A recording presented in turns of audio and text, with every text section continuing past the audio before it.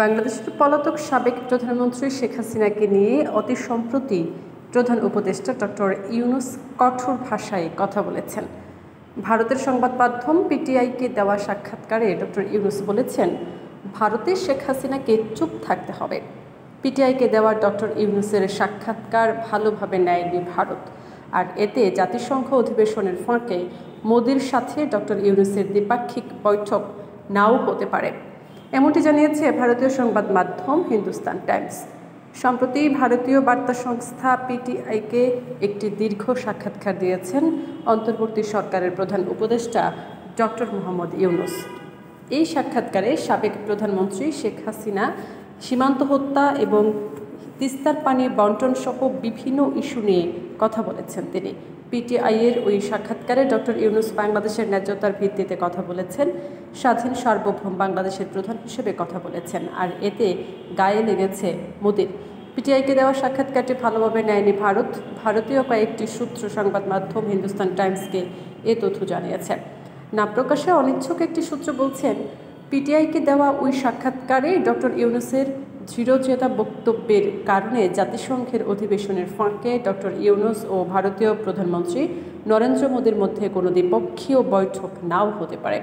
Hindustan Times জানিয়েছে, জাতিসংঘে মোদির সঙ্গে ডক্টর ইউনূসের বৈঠকের আয়োজন করতে গত সপ্তাহে ভারতকে একটি প্রস্তাব দেয় বাংলাদেশ।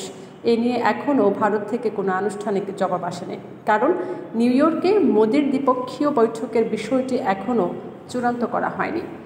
অধ্যাপক ইউনূস পিটিআইকে দেওয়া সাক্ষাৎকারে বলেন, শেখ হাসিনা ভারতে অবস্থান করায় কেউই স্বাচ্ছন্দ্য বোধ করেন না, কারণ বিচার করার জন্য আমরা তাকে ফেরত আনতে চাই। তিনি ভারতে রয়েছেন এবং সেখান থেকে মাঝে মাঝে কথা বলছেন, এটা সমস্যা তৈরি করছে। যদি তিনি চুপ থাকতেন তাহলে আমরা ভুলে যেতাম, মানুষও এটা ভুলে যেত যদি তিনি নিজের জগতেই থাকতেন। কিন্তু তিনি ভারতে বসে কথা বলছেন এবং দিক নির্দেশনা দিচ্ছেন, কেউই এটা পছন্দ করে না। শেখ হাসিনার চুপ থাকার বিষয়ে বাংলাদেশের তার অবস্থান ভারতের কাছে জানিয়ে দিয়েছে কি না জানতে চাইলে ডক্টর ইউনূস বলেন, মৌখিকভাবে এবং বেশ দৃঢ়ভাবে জানানো হয়েছে যে তার চুপ থাকা উচিত। নোবেল জয়ী এবং অর্থনীতিবিদ বলেন, সবাই এটা বুঝে।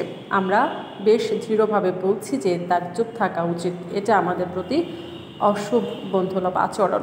তাকে সেখানে আশ্রয় দেওয়া হয়েছে এবং সেখান থেকে তিনি প্রচারণা চালাচ্ছেন।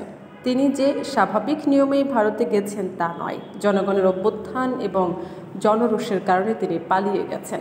ডক্টর ইউনূস বলেন, শেখ হাসিনা সরকারের আমলে হওয়া নৃশংসতার বিরুদ্ধে বাংলাদেশের জনগণের জন্য ন্যায় বিচার নিশ্চিত করতে অন্তর্বর্তী সরকার প্রতিশ্রুতিবদ্ধ এবং ন্যায় বিচারের জন্যই তাকে দেশে ফিরিয়ে আনা প্রয়োজন।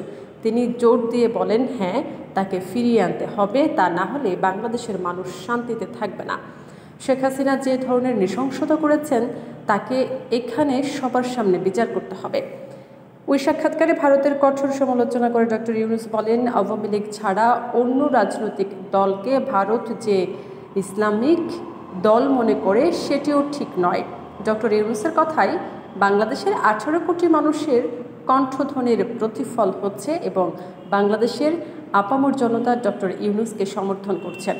দীর্ঘদিন পর বাংলাদেশ যেন এক মেরুদণ্ড ও ব্যক্তিত্ববান রাষ্ট্রপ্রধান পেয়েছে। বাংলাদেশ আর ভারতকে কোনো কিছুতে ছাড় দিতে চায় না, বরং ন্যায্যতার ভিত্তিতে সমূহ ইস্যুগুলোর সমাধান চায়।